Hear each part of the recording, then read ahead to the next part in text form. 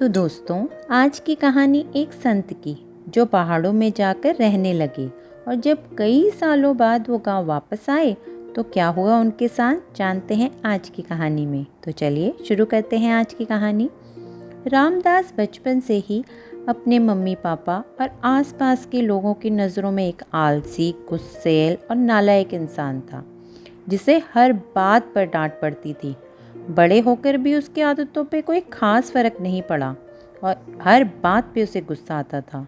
अपनी इसी आदत से पीछा छुड़ाने के लिए वो पहाड़ों में चला गया और वहाँ ध्यान लगाने लगा।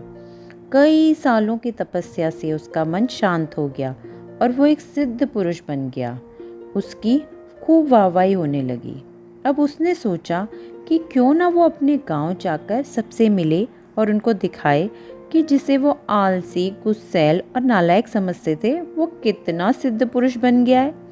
जब वो अपने गांव पहुंचा तो वहां बच्चे मिट्टी में कूद फांद कर रहे थे और रामदास उन्हें बार बार मना कर रहा था, लेकिन वो बच्चे थे तो मान ही नहीं रहे थे।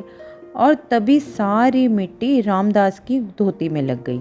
अब तो रामदास को बहुत गुस्सा आया और वो उन सबको भला बुरा कहने लगा। तभी गांव के लोग वहां पहुंच गए और रामदास से बोले, इतने सालों तक भी तुम तपस्या करके कुछ नहीं सीख पाए। वहाँ पहाड़ों में तुम अकेले थे तभी अपना गुस्सा शांत कर पाए, लेकिन गांव में आकर तुम्हारा गुस्सा फिर वापस आ गया। इससे अच्छा तो तुम यहीं रहकर अपने गुस्से पर काबू रखना सीखते। तो दोस्तों, वैसे तो हम बहुत शांत हो जाते हैं और सोचते हैं कि हम तो शांत हैं, लेकिन जब तक हम अंदर से शांत रहना नहीं सीखते तब तक बाहर एक हवा का एक हल्का सा झोंका भी हमें गुस्सा दिलाने के लिए काफ़ी है।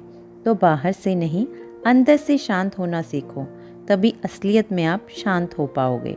तो आज की कहानी बस इतनी सी, और ऐसी ही कहानियों को सुनने के लिए इस चैनल को लाइक, सब्सक्राइब और शेयर करना ना भूलें और बेल आइकन जरूर दबाएं, जिससे कहानियों की नोटिफिकेशन आपको डेली मिलती रहे। और इसी के साथ इंतज़ार कीजिए मेरी अगली कहानी का।